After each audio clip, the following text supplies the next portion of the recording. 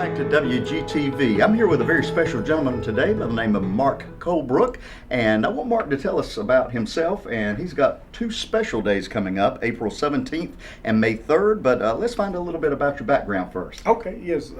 I am originally from Miami, Florida. I came to Goldsboro via the Air Force and retired in 2006 from the Air Force. Did a couple of things at Duke University and also at the University of North Carolina Medical Center, and then decided that I wanted to teach. So I came back here and I taught. My four kids have all been to school and brought up in the school system here. So I've been an educator since 2010, and I currently work at Eastern Wayne as a JV basketball coach and then a math educator as well. Excellent.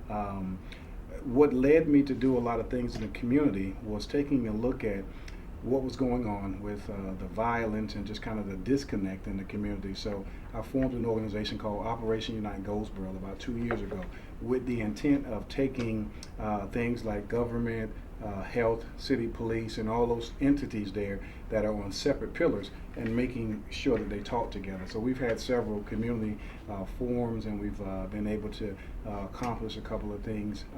And so with the summer coming up, it was a great time for us to get together and start talking about some things for our youth, because over the past 2 years we've had a lot of gun violence and a lot of deaths. And people were afraid to be on the streets, and the kids just didn't have a lot to do. So we're trying to get ahead of that game and start planning some of those things. Well, I really appreciate you doing that, not only from a personal standpoint, but of course for the county as a whole. When Joe allowed me to see your email that you had sent in, and it was talking about the gun violence situation, and in my past lives I've worked with youth as a youth counselor dealing with substance abuse and violence prevention, that sort of thing. So I appreciated Joe giving me the opportunity to be able to talk with you today about this. Tell us, what way are you steering this? I know we've got the specific dates of April 17th and May 3rd. Is there well, in your past life, I guess I should say, has anything led up to what you're doing now, or the reason for you wanting to do what you're doing now? Just wanting to make sure that the community is safe, and particularly with my kids. I have four kids, age 30, 25, 21, and 17, and just want to make sure that the community is safe. And then also I see, again, a lot of kind of people taking their separate issues and going to their own corner. So my goal is, and I know that it's an enormous one, is to try to unite the community by just listening.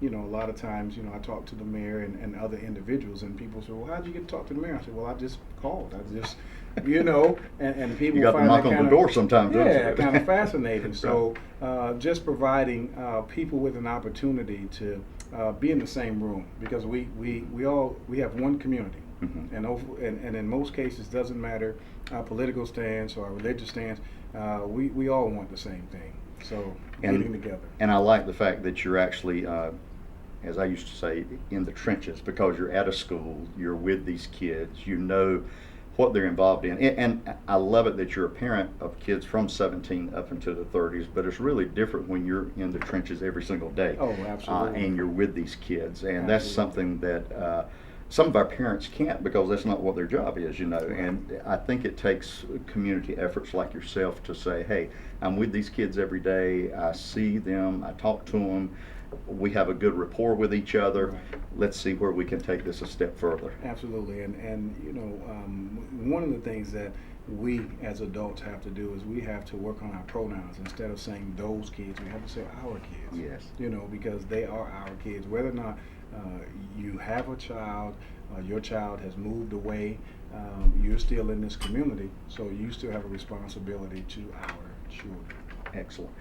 The age groups for the parameter of what you're working with here, does this go middle, high school, or what are your age groups you're looking at? We're looking at elementary to high school. Oh, elementary on up. Yeah, Wonderful. We're looking at, you know, what it is that we can do to make sure that the information gets out. Because most times what I found in working in the community is that you have to know somebody to find out what's going on. Exactly. And so one of the goals of Operation Unite Goldsboro is, one, to eventually this year to develop a resource guide so that it's electronically and it's also in paper copies, so that not only the everyday citizen can know what's going on and where to go for mentoring or sheltering or whatever it might need, whatever the need is in the community. Also, been working with Chief West from the police department, and one of the things that he would like is for his officers to be able to have something like that. So when they come in contact with somebody that needs help, not necessarily needs to be locked up, how do we put them in the right, connecting with the right resource? Well, as I tell people quite often, I'm the new kid on the block here, even though I'm the oldest kid around here. But I said it helps some because my brother's actually the sheriff, so I'll give that out to you. If he can be of service to you, I'll help take it through the county law enforcement also. Oh yeah, So he's been a great help as well. He's on board with a lot of the initiatives and things that we're doing. And every time I call him, if he's available, he comes out freely. And the thing is what you just said. It takes, like the book, it takes a village. It takes everybody working together, whether you're police, sheriff, parents, not their kids, but as you said, our kids. Right. And it doesn't matter if we're out of the kid-bearing age, we're still in working with them because they're all our children. Absolutely. And you know, the thing that we have to understand is that when we said it takes a village, that means that we're going to have to work to build a village. Right. The village isn't built, and it's not assumed and homegrown like when we grew up. The village was already there. The foundation That's right. Was already there. You know, I grew up in the streets of Miami, and everybody in the community had a role, down to the drunk on the corner. You know what I'm saying? That I give credit to them because they saw something in me, and they would not let me stray. Said, hey, well, how's your report card? What's going on in your life here?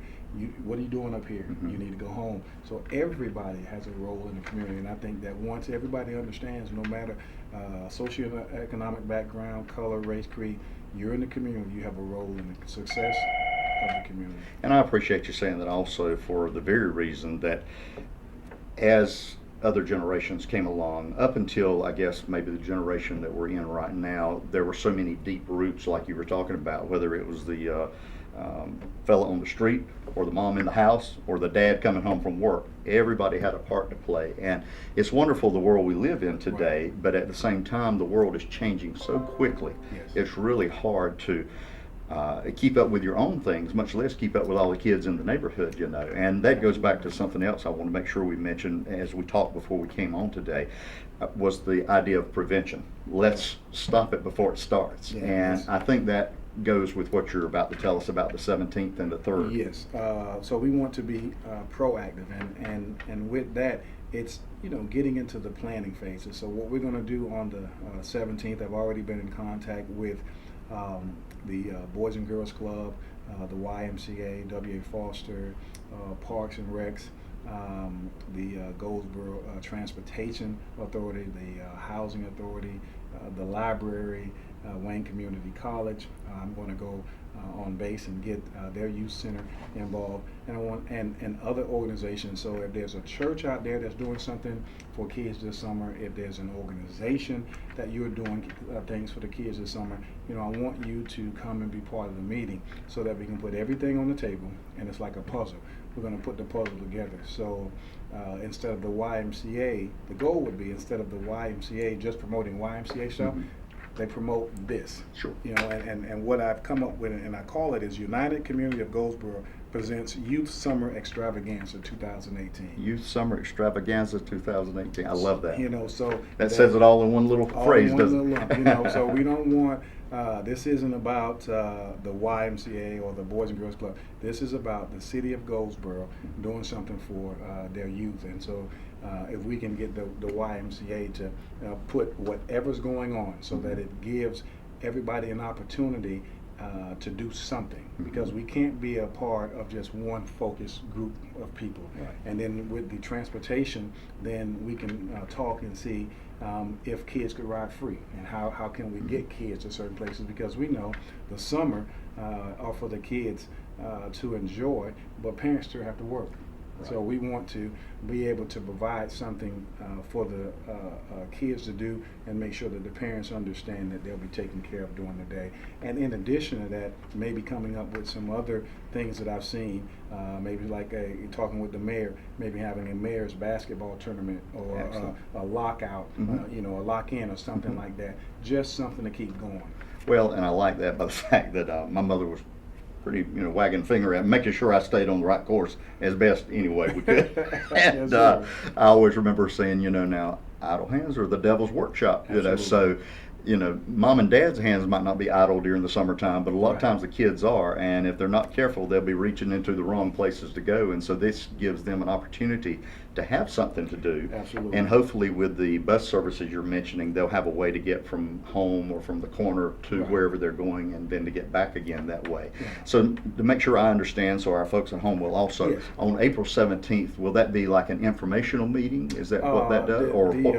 April 17th is basically our first planning session. Where everybody's going to come together and put whatever they have on the table.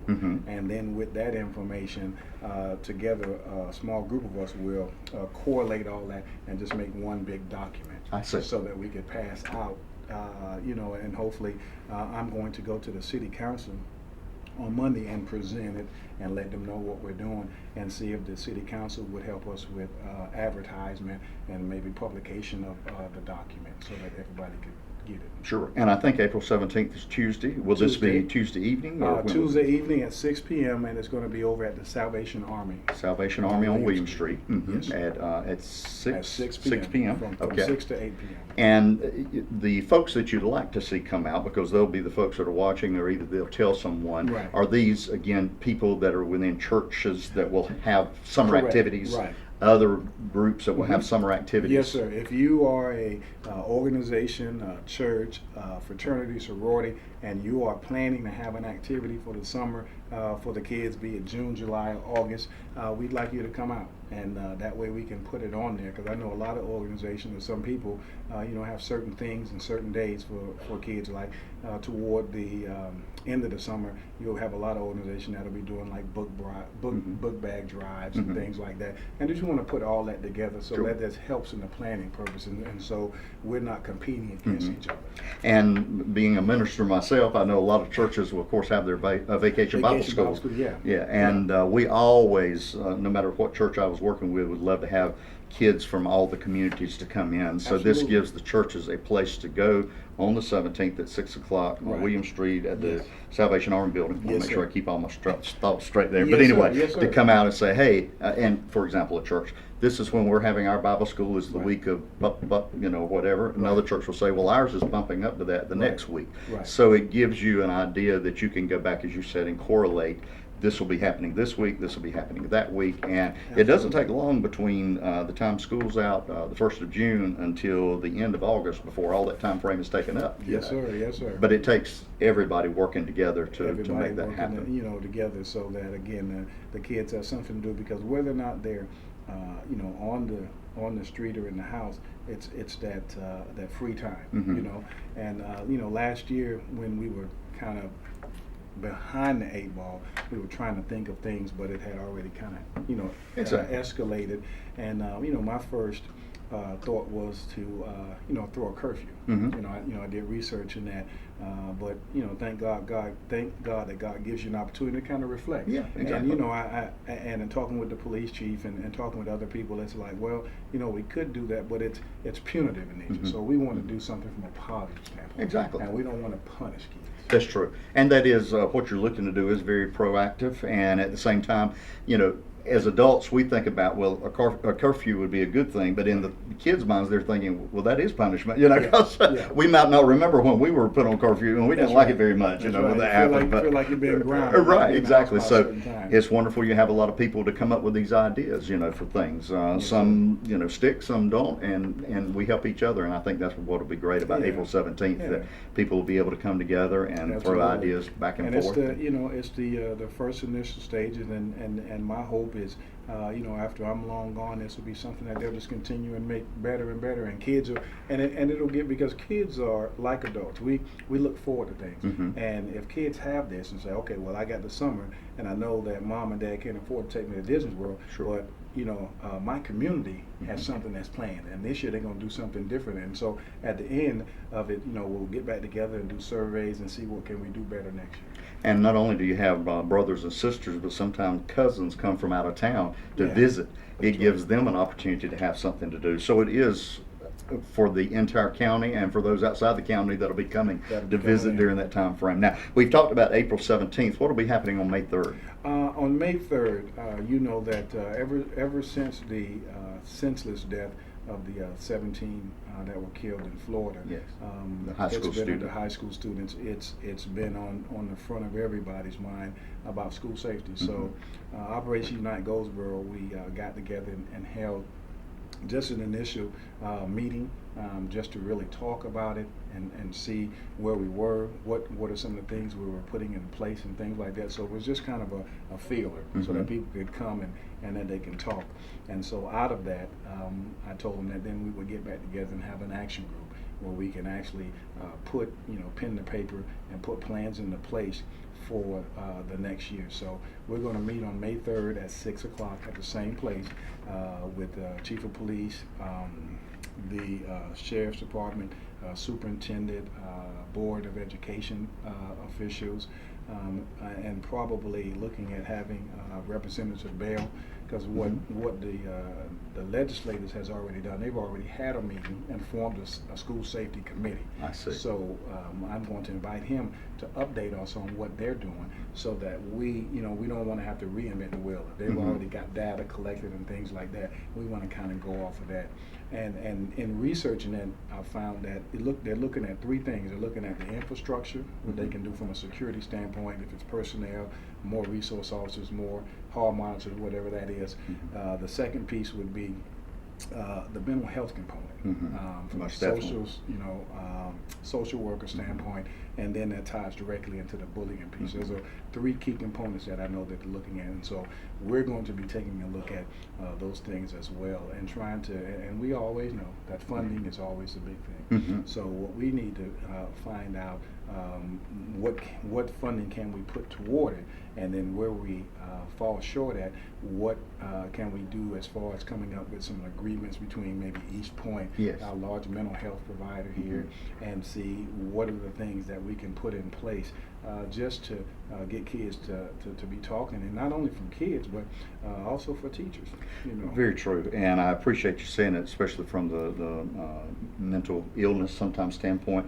I was talking with a nurse yesterday, and we were talking about the stigma that some people have with saying the words mental illness. I always use the example, I have a little lesion that was taken off my arm that was skin cancer, and it's discolored. So I say to someone, I had skin cancer there. They ask maybe what it is, and they'll say, oh, I'm so sorry. But, if you happen to say something like, well, I'm having a problem with mental illness, they go, oh my goodness, do I need to be in another room? Or, it just has that stigma about it that it's still an illness that everybody deals with, whether they're young or old or somewhere in between. I heard a statistic yesterday, a doctor talking about that 50% of all our population, not just here in Goldsboro or Wayne County, but everywhere, would be involved in mental illness one way or the other, meaning they would have it, not that they would just know someone, but you're talking about half the population. So Absolutely. we're hearing now from people like Dwayne "The Rock" Johnson saying that he deals with bipolar. Mariah Carey has just come out and said she deals with bipolar. And you're having a lot of your stars that are saying these things. Your athlete, Kevin Love. Yeah, Kevin Love, that's exactly right. He came out a couple of 3 weeks ago. Anxiety, he didn't know how to deal with it. That's exactly right. And I think when you have your sometimes quote unquote heroes, especially personalities, that young people, again, it doesn't matter what age they are, it might be older people, but those that they look up to say, hey, if they can initiate that conversation, maybe I've been holding something back that I either need to talk with my family about or maybe my family doctor about. Absolutely. So I really appreciate you looking at it from that standpoint too. Yeah, because when we look at it, we do a lot of things to take care of our bodies. We lose weight, we gain weight, we have plastic surgery, we do all these things But as far as your mental health, we do a very poor job That's very of true. that. And once the, if I gain weight, okay, and I don't like it, I'm still able to live. But if I lose my mind, I can't get it back. That's right. That's very true. And I want people to know, and in fact, Joel and I have talked about doing a program just on this one topic, and so I won't spend a lot of time on it, but I will tell people that it is nothing to be ashamed of. Right. We Absolutely. all have our own ways about us and things that we have problems with, Yeah. and certainly if we have a mental health issue, that's nothing that we should just hide in the corner or be embarrassed about, Yeah. because it's just like anything else. We need to see a doctor about. Absolutely. And there is Yeah. great medication to take care of Yeah. those things too. Absolutely. You live a And- normal and- life. And we can't. What I found is that we can't, live in a fortress. Right. And a lot of the issues are with the kids that are at school. I mean, everybody has a story. Everybody has their own history. So we have to make sure that we get them comfortable with being able to address those issues and save their life. Excellent. And improve on their quality of life, and just trying to change this whole culture where it's about meanness and aggressiveness and talking to someone about your problems is seen as a weakness versus a strength. And again, I think that's a wonderful job you're doing by bringing that to the public. We appreciate you bringing it here to us today, and Yes, we'll be sir. sharing this in many ways and various Sir, ways that I we can get the appreciate word that. out there. So let me recap a little bit, and just to Okay. make sure I understand. Coming up on April 17th, which is Yes. Tuesday night, Yes. at 6 o'clock at the Salvation Army. Yes, sir. That'll be where you will be getting together with other community leaders that will be having events over Right. the summertime. Yes, sir. So that you can kind of talk to each other and see, hey, can we put these events on a calendar? Right. So the kids will have a place to go and know when it's time for those places. Yes. And that's elementary right on up through senior high school. Yes. And then, since I knew more about that end of things when we were talking about it, Yes. discuss one more time the review of May 3rd, what will be going on that night. The review of May 3rd is where we're starting to put the pieces into place for our school safety program, so that when school starts, we can have some sort of mental health, some sort of plan in place, if it's more SRO officers, if it's more personnel in the school. But we just need to do things differently starting definitely next year. So we have two separate events, but they both deal with each other. One on Right. April 17th dealing with the summer. Right. May 3rd deals with the new school year that'll start in September. Yes, sir. I see. Yes, sir. Mark, it's so nice to have Yes, you here sir. today. It's Thank our you so pleasure much. to I have you, appreciate and it. please come back and talk to us about these things again. I will do. Be our pleasure. Yes, sir. Thank you so Thank you. much.